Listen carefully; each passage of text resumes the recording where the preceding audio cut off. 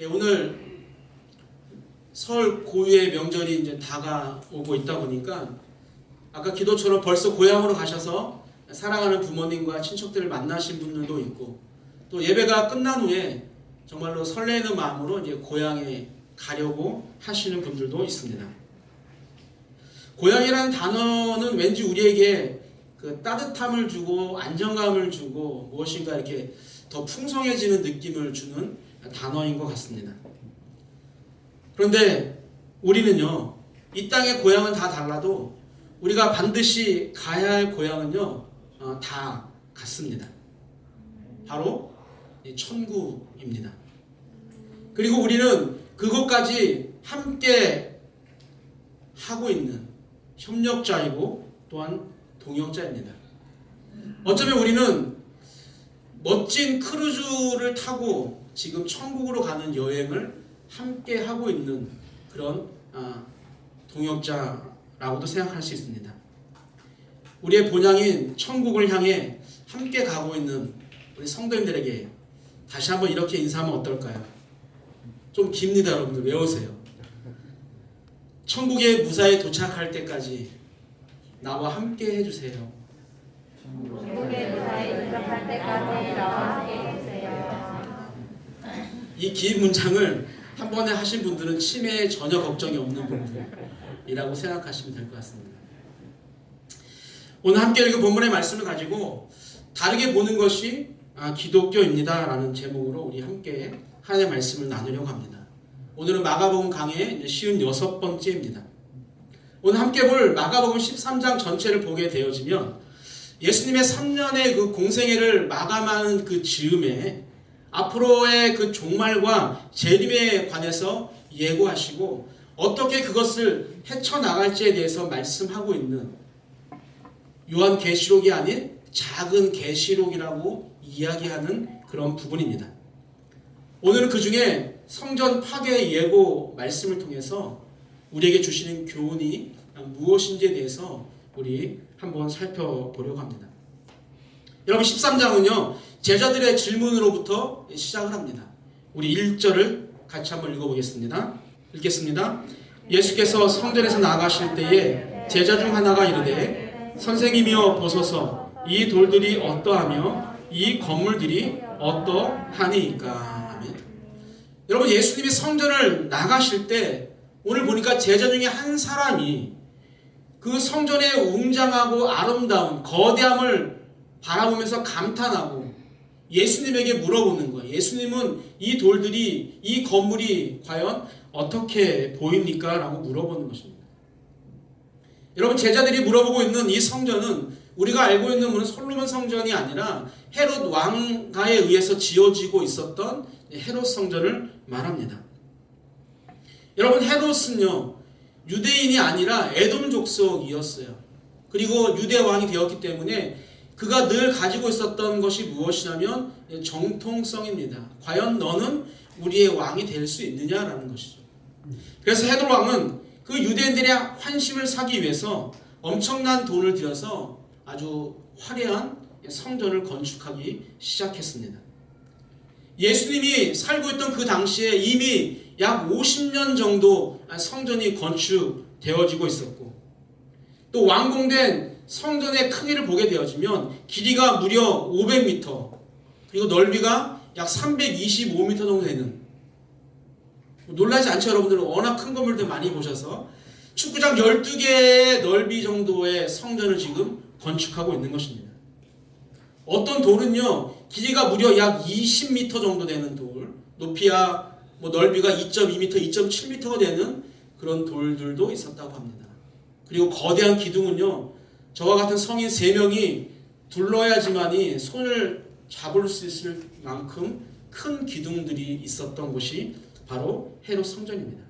그리고 외벽은요 또 하얀 대리석으로 마감이 되어져서 멀리서 보면 흰눈처럼 보이는 건물이었고 또 우리가 잘 알고 있는 그 중앙에 황금돔, 그 돔은 금으로 다 마감이 되어 있었기 때문에 정말 태양이 비치게 되어지면 그 빛을 무한히 반사하는 그 모습이 마치 황금산처럼 보였다라고 고대 문헌들이 기록을 하고 있는 것을 봅니다. 여러분 2022년 지금 그런 교회 건물이 지어진다고 해도 모두가 다 놀란 눈으로 바라볼 수밖에 없을 텐데 당시 제자들의 눈에는요 그 건물은 정말로 거대한 마천루와 같았을 것이고 또 그런 성전에 압도되어 있는 그 제자들의 그 흔들리는 눈동자를 우리 예수님은요 모르지 않았을 것입니다. 그렇게 놀란 눈으로 질문하는 제자들에게 그래 정말 내가 봐도 돌이 엄청나게 크네, 성전의 규모가 너무나 크네라고 우리 주님이 말씀하는 것이 지극히 정상적일 텐데 우리 주님은 제자들이 상상하지 못하는 그런 대답을 하시는 거죠. 그것이 바로 2절의 말씀입니다. 우리 2절을 함께 읽겠습니다. 예수께서 이르시되 내가 이 큰 건물들을 보느냐 돌 하나도 돌 위에 남지 않고 다 무너뜨려지리라 하시니라. 아멘. 여러분 크고 아름다운 성전에 마음이 뺏긴 그 제자들에게 이 큰 건물을 보느냐라고 질책하시면서 돌 하나도 돌 위에 남지 않고 다 무너질 것이다 라고 지금 말씀을 하고 있습니다. 여러분 여기서 우리는 예수님과 제자들이 바라보는 관점이 다르다라는 것을 우리는 알 수가 있습니다. 여러분 성전은 유대인에게 있어서는요 하나님이 임재하시는 곳이기 때문에 가장 안전한 곳이라고 생각을 했어요. 그리고 무려 50년 동안 그 거대한 돌로 웅장하게 지어지는 그 성전이 무너질 수도 없고 또한 누구에게 파괴될 수도 없고 또한 그것을 하나님이 그냥 보고만 계시지 않을 거라는 그런 그들의 믿음이요 그들 안에 꽉 차 있었습니다. 성전은 하나님이 영원히 쉴 곳이라고 이야기했던 그런 시편 기자의 고백처럼요 유대인들에게는요 그 성전은 절대로 무너질 수 없는 그런 건물이었습니다. 그런데 오늘 예수님이 뭐라고 이야기하시는 거예요? 그 성전이 지금 무너진다는 거예요. 돌 하나도 돌 위에 남겨지지 않는다라고 지금 말씀을 하고 있는 것입니다. 여러분 우리 예수님 제자들에게 이미 그 무성한 무화과 나무가 마르는 그 과정을 통해서 성전이 무너지고 멸망할 것임을 벌써 예언하셨지만 제자들은요 그 하나님의 그 예수님의 말씀을 깨달을 수 있을 만큼의 영적인 그런 눈을 뜨지 못했습니다. 외적으로 화려하고 웅장한 그 성전의 마음을 빼앗기고 자신들 앞에 서 있는 참 성전이신 예수님을요 제자들은 볼 수가 없었습니다. 우리 마태복음 12장 6절입니다. 읽겠습니다. 내가 너희에게 이르노니 성전보다 더 큰 이가 여기 있느니라. 아멘. 여러분 안식일에 밀밭에서 그 밀을 따서 먹은 그 제자들을 향해서 안식일에 해서는 안 되는 일을 지금 하고 있다라고 이야기하는 바리새인들에게 예수님께서 하신 말씀입니다. 여러분 예수님은요 진정한 성전이시고 또한 모퉁이의 머릿돌이 되시는 분입니다. 따라서 반석되신 그 예수님 위에 세워진 교회는요 절대로 흔들리거나 또한 절대로 무너지지 않습니다. 그런데 지금 제자들은 무엇에 빠져 있습니까? 여러분 제자들은 내적이고 영적인 것이 아니라 지금 외적인 것에 열광하고 있습니다. 외적인 크기와 화려함 때문에 잠시 후면 사라지고 파괴될 것에 그들의 온 마음을 빼앗기고 있는 것이죠. 여러분 영적인 분별력이 부족하면 크고 화려한 외형이나 또한 교회 건물에 매료될 수밖에 없습니다. 영원하지 않은 것은요 아무리 화려하고 아무리 웅장하고 아무리 비싼 것이어도 언젠가는 사라지게 되는 것입니다. 오늘 이 자리에 참석하신 또 영상으로 예배하는 우리 모든 성도님들 지금 이 순간 내가 마음을 빼앗기고 있는 것은 과연 무엇입니까? 여러분은 뭐 좀 많이 보이는데요 차량을 길거리를 지나다 보면 이게 삼각형 별 모양을 앞에 달고 다니는 차가 있습니다. 그것을 우리는 벤츠라고 합니다. 여러분 벤츠는요 싸도 1억이고 비싸면 뭐 2억 5천 3억 정도 되는 그런 차들이 우리나라에 엄청나게 굴러다니고 있습니다. 그런데 그 차가 20년 30년 정도만 지나게 되어지면 고장나게 되어지고 또 가격도 엄청나게 떨어지게 되죠. 그리고 결국에는 폐차장으로 가서 소멸되게 됩니다. 여러분 내가 소중하게 여기는 것이 과연 몇 년이나 존재할 수가 있을까요? 눈에 보이는 것은 잠깐입니다. 그래서 우리에게 필요한 것이 영적인 분별력입니다. 우리가 무슨 일을 하든지 이 일이 하나님을 위한 것인지 아니면 사람의 일인지를 우리는 분별해야 합니다. 우리가 위대한 일이라고 생각하면서 최선을 다하지만 시간이 지나고 나면 아무것도 아닌 것들이 너무나도 많이 있습니다. 최선을 다해서 무언가를 이루면 사람들로부터 칭찬을 받고 또한 상을 받기도 하지만 하나님과 전혀 상관이 없고 하나님이 전혀 관심이 없는 일들이 얼마든지 있을 수 있다는 것이죠. 그래서 하나님이 기대하시는 것과 우리가 기대하는 것은요 다를 때가 있다는 거예요. 그래서 우리는 하나님의 기대와 하나님의 관심에 집중하는 삶을 살아가야 합니다. 여러분 세상은 비싸고 크고 화려한 거, 최고, 최대라는 것을 좋아합니다. 그리고 그것에 열광하고 또한 자신도 그렇게 되기 위해서 온갖 방법을 동원하기도 합니다. 세상의 기준으로 바라보면 참 열심히 사는 것이고 또 칭찬받아 마땅한 삶입니다. 그러나 거기에 하나님의 마음도 하나님의 관심도 없다면 그것은 오로지 나의 만족을 채우기 위한 행동으로 그칠 수밖에 없다는 것이죠. 지금 제자들은 헤롯이 막대한 돈을 들여서 건축하고 있는 그 거대한 성전에 감동하고 있습니다. 여전히 제자들의 그런 가치관이 세상을 바라보는 눈이 바뀌지 않았다는 것이죠. 그들은 결국 하나님 우편에 누가 앉을 것인지에 대해서 논쟁하고 있는 그런 사람들이었습니다. 예수를 따라다녔지만 여전히 세상의 아들처럼 살아가고 있었다는 것이죠. 우리 모두는 다 언제나 성경적인 세계관을 가지려고 우리는 노력을 해야 합니다. 여러분 교회도 마찬가지입니다. 교회의 출석 성도가 많아지고 재정의 규모가 늘어나는 것에 우리가 자부심을 가지고 감동을 갖는 것은요. 화려한 그 큰 웅장한 외형에 놀라고 있는 제자들과 그렇게 크게 다르지 않을 수 있습니다. 우리는 교회의 규모를 자랑하거나 또 내가 다니고 있는 회사를 자랑하는 그러한 세상의 관점으로부터 우리는 벗어나야 합니다. 여러분 교회가 성장하고 우리 청년들이 대기업에 다니는 것이 나쁘다라는 것이 아니라 오로지 그것만을 사랑하고 그것에만 심취해 있다라는 것이 위험하다라는 말씀입니다. 무엇이 더 중요할까요?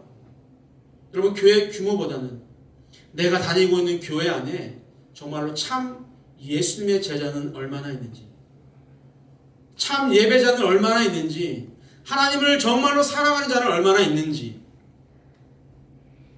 우리 가정과 사업장에 하나님이 정말로 함께 하고 계신지 그것이 더 중요합니다.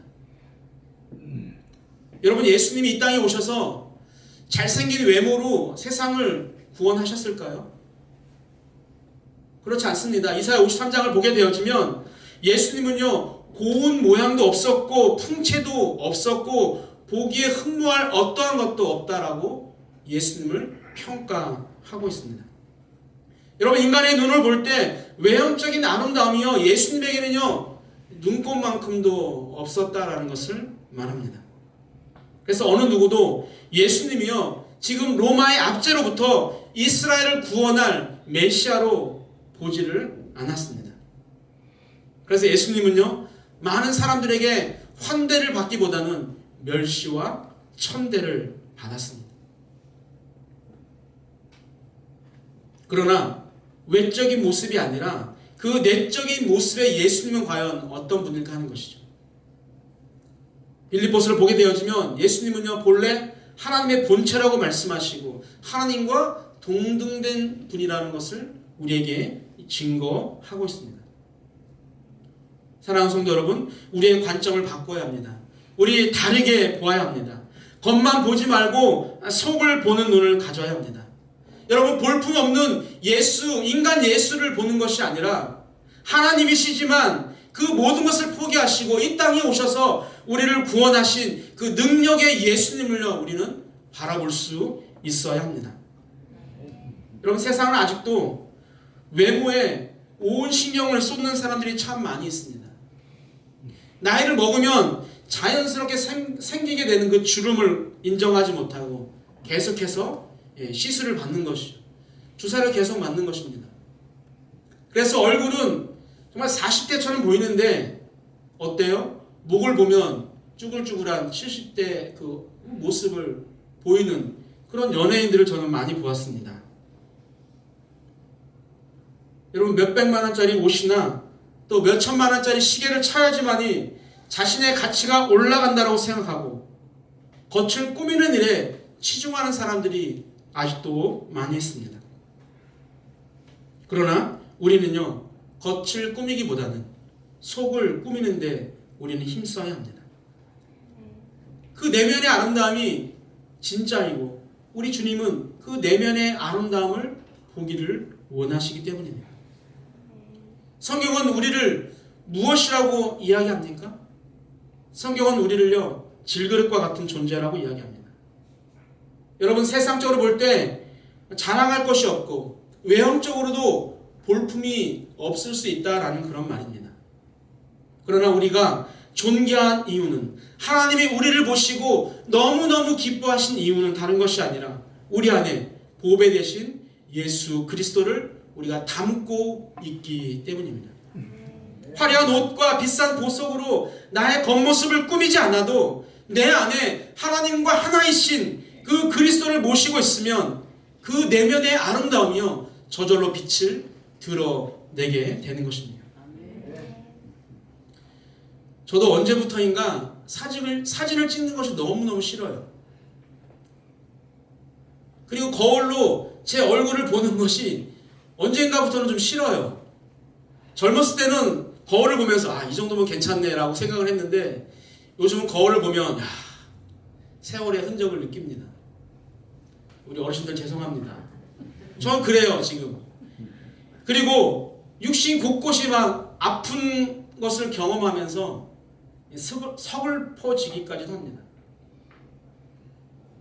제가 팔굽혀펴기를 잘했어요. 그리고 얼마 전까지만 한 손으로 제가 팔굽혀펴기를 했었는데 이제는 하나도 못해서 제가 무릎을 꿇고 지금 하고 있어요. 어깨가 너무 아파서. 그러나 여러분, 성경은요, 거기에 초점이 있지 않아요. 다른 곳에 초점이 있습니다. 우리 고린도후서 4장 16절 18절 읽겠습니다. 그러므로 우리가 낙심하지 아니하노니 우리의 겉사람은 낡아지나 우리의 속사람은 날로 새로워지도다. 우리가 주목하는 것은 보이는 것이 아니요 보이지 않는 것이니 보이는 것은 잠깐이요 보이지 않는 것은 영원함이라. 아멘. 여러분, 무슨 말씀이에요? 육신의 아름다움이 조금씩 사라진다고 해도 슬퍼하거나 낙심하지 말라는 거예요. 그럼 무엇에 우리가 낙심해야 합니까? 우리의 속사람이 날로 새로워져야 하는데 새로워지지 못하는 그것 때문에 우리는 슬퍼해야 한다는 것입니다. 여러분, 세상이 주목하는 그 화려함이나 아름다움을 부러워하기보다는 영원한 것을 보지 못하는 것에 대한 그런 가슴 찢는 애통함이 우리에게 있어야 합니다. 여러분, 보이는 것은 정말 잠깐입니다. 사랑하는 성도 여러분들, 우리가 주목해야 하는 것은요, 그래서 보이는 내 육신이나 화려한 그 세상이 아니라 내 안에 있는 예수 그리스도예요. 내 안에 예수가 있는지, 내 안에 말씀이 있는지. 우리 아까 기도하신 것처럼 지난주 설교를 기도로 하셔서 너무 감사한데 내 안에 사랑이 있는지, 내가 정말 예수를 바라보고 있는지, 내가 어려운 사람들을 지금 돌아보고 있는지, 이것이 더 중요합니다. 그리고 나이가 들수록 우리의 속이 날마다 새로워지고 있다라고 하는 그런 고백을 할 수 있어야 합니다. 여러분, 꾸며진 아름다움은요, 언젠가 썩어지고 악취가 날 수밖에 없습니다. 우리는 겉은 멋진데 속은 썩어 있는 것이 아닌 영원한 것을 추구하며 살아가야 하는 하나님의 자녀들입니다. 다시 말씀드리지만 교회도 마찬가지입니다. 세상의 기준을 쫓아가는 교회가 아닌 내적인 아름다움을 추구하는 그런 교회가 되어야 합니다. 혹시 TV를 통해서 백화점 문이 열리면 한 몇백 명의 청년들이 막 달려가는 그런 뉴스를 보신 적이 있습니까? 요즘 한정 판매 상품이 굉장히 인기가 많습니다. 왜냐하면 그 상품을 사서 중고 거래 장터에 팔면 그 상급 가격의 2배에서 3배 이상의 가격을 받을 수 있기 때문입니다. 이유는 그 물건이요, 세상에 몇 개 없는 상품이기 때문이에요. 여러분, 교회와 성도가 그렇게 세상에 인기가 있기 위해서는 저는 세상과 달라야 한다고 생각합니다. 세상을 보는 눈이 달라져야 한다고 생각합니다. 여러분, 교회가 세상처럼 그렇게 마구 돈을 줄 수는 없지만 교회에 오면 세상이 줄 수 없는 평안함을 주고, 또 교회에 오게 되어지면 세상이 줄 수 없는 사랑을 줄 수 있고, 그리고 교회에 오면 세상에서 받을 수 없는 그런 관심을 받을 수 있어야 합니다. 여러분, 세상은 우리에게 내가 오늘 교회에 가야 되는 이유에 대해서 질문을 합니다. 내가 왜 교회를 가야 하죠? 그런데 우리는 그 질문에 대답을 하지 못합니다. 교회 오면 구원을 받을 수 있어 라고 하는 원론적인 대답만 하고 있습니다. 그래서 세상은요, 교회도 세속화 되어가고 있다고 말합니다. 교회가 세상과 다른 점이 없어서 그런 세상적인 원리를 닮아간다라는 말입니다. 가진 자가 인정받고, 능력 있는 자가 인정받고, 목소리 큰 사람이 인정받고, 건물이 큰 교회가 인정받고, 성도의 숫자가 월등히 많으면 인정을 받는다라고 하는 슬픈 이야기입니다. 여러분, 20여 년 전에 학원에 대형아 바람이 불었던 적이 있어요. 저도 1999년, 2000년에 학원을 했으니까. 여러분, 그 당시에는요, 100평이면 충분했어요, 학원 규모가. 그런데 서로 경쟁하면서 무려 3000평이 넘는 학원들이 인천에 생기기 시작했습니다. 대형 학원으로 학생들이 몰려들었기 때문이죠. 그래서 상가 분양을 하면요, 학원이 가장 먼저 분양을 받았어요. 그리고 넓은 상가일수록 더 빨리 분양이 됐어요. 90억, 100억의 상가 분양을 받는 일들이 비일비재했습니다. 15년 전 한국 교회에 대형아 바람이 불었습니다. 커다랗고 화려하게 새로 지은 교회에 성도들이 온다라고 하는 그런 생각 때문입니다. 그래서 교회가 성장해서 어쩔 수 없이 교회를 크게 건축하는 것이 아니라 사람은 얼마 되지 않는데 교회 건물을 크게 지어서 어려움을 겪는 경우가 참 많았습니다. 여러분, 어떻게 될까요? 제가 지은 교회 중에도 2군데가 그 이자를 감당하지 못하고 결국에는 하나님의 교회에 팔린 그런 교회가 있었습니다. 제가 알지 못하는 수없이 많은 교회들이 그렇게 하나님의 교회에 팔려갔습니다. 우리 예수님께서 교회 건물을 그렇게 크게 지으라고 하셨을까요? 야, 내가 들어갈 공간은 최소한 500평은 돼야지 이 뭐야 이게 작아서 내가 들어갈 수 있어? 라고 우리 예수님이 말씀하실까요? 절대 그렇지 않습니다. 그럼 제가 건설회사 잠시 했을 때 교회를 좀 무리하게 지려고 하는 그런 목사님을 만나 제가 상담을 하면 저는 그래도 양심 있는 업자였기 때문에 목사님 너무 큽니다. 너무 화려합니다. 이렇게 해서는 좀 위험합니다. 최소한 땅을 살 돈이 있어야지 땅부터 대출을 받아서 그 대출 받은 돈으로 또 건물까지 짓는 것은 위험합니다. 라고 제가 말씀을 드리면 목사님들이 어떻게 말씀하실까요? 사람 역시 뭐랄까 양심 있는 건설업자네요. 이렇게 말씀하지 않아요. 제가 그때 안수집사였는데 이렇게 얘기하죠. 집사님은 믿음이 작아서 그래요. 믿음을 좀 크게 가져봐. 여러분 그렇게 믿음을 크게 가지신 목사님들이 지은 교회가 다 하나님의 교회로 넘어갔어요. 이단 넘어갔다고요? 여러분 하나님을 예배하는 교회가 좀 크고 아름다우면 좋다라고 이야기하는 그 말씀의 이면을 보게 되어지면 결국에는 어떻게? 예수님을 위한 것이 아니라 자신을 위한 것일 뿐이야. 나의 능력을 드러내고자 하는 그 수단으로 교회의 외형을 확장했던 시절이 있습니다. 우리 이렇게 예수님이 전혀 관심 없는 것에 우리는 목숨을 걸고 매달릴 때가 많습니다. 예수님은 교회 건물의 크기나 디자인이나 사용된 마감 재료가 뭐 국산인지 뭐 외제인지 전혀 우리 하나님은 관심이 없습니다. 여러분 그렇다고 교회 건물을 크게 짓고 또 아름답게 짓는 것이 나쁘다라는 것이 아닙니다. 우리가 추구해야 할 핵심인 그 하나님을 내 마음에 품고 하는 또 하나님이 원하시는 그 중심으로부터 우리가 벗어나서는 안 된다는 것이 크고 화려한 것을 쫓다가 거룩과 진리를 놓치지 않도록 우리 힘써야 합니다. 우리는 무엇을 하든지 주님이 기뻐하시는 일인지 아닌지를 우리는 계속적으로 물어보아야 합니다. 그리고 그 기준은요 언제나 성경이어야만 합니다. 예수님이 헤롯 성전이 파괴될 것을 말씀하신 이유는 과연 무엇일까요?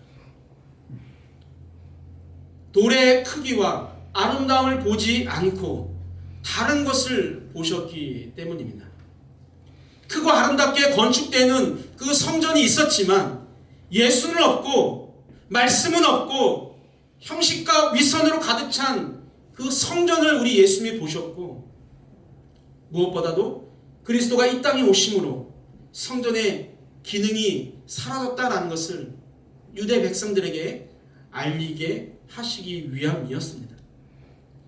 여러분 성전의 본래 기능을 잃고 또 본질에서부터 많이 벗어나게 되면 없어져야 합니다. 그래서 하나님은 역사 속에 성전을 사라지게 하셨어요. 아무리 좋은 것이라도 하나님보다 우선하는 것은 그래서 우상입니다. 그리고 우리 하나님은요 그 우상을 절대로 용납하지 않으신 분입니다. 그래서 헤롯 성전은요 예수님께서 말씀하셨던 그 예언처럼 AD 70년에 로마 장군이었던 티투스 장군에 의해서 완전하게 멸망, 폐허가 되어 버리고 말았습니다. 사랑하는 우리 성도 여러분들, 우리는 세상을 다르게 볼 수 있어야 합니다. 건물의 크기와 아름다움만 보는 것은요 누구나 볼 수 있죠. 크네, 아름다우네, 누구나 볼 수 있습니다. 그러나 그 안에 계셔야 할 예수님은 계신지, 그 안에 있어야 할 하나님의 말씀은 있는지, 그 안에 하나님께서 예수님께서 강조하셨던 그 사랑이 정말로 풍성하게 넘쳐나는지, 하나님을 사랑하는 마음이 넘쳐나는지 우리는 그것을 보아야 합니다.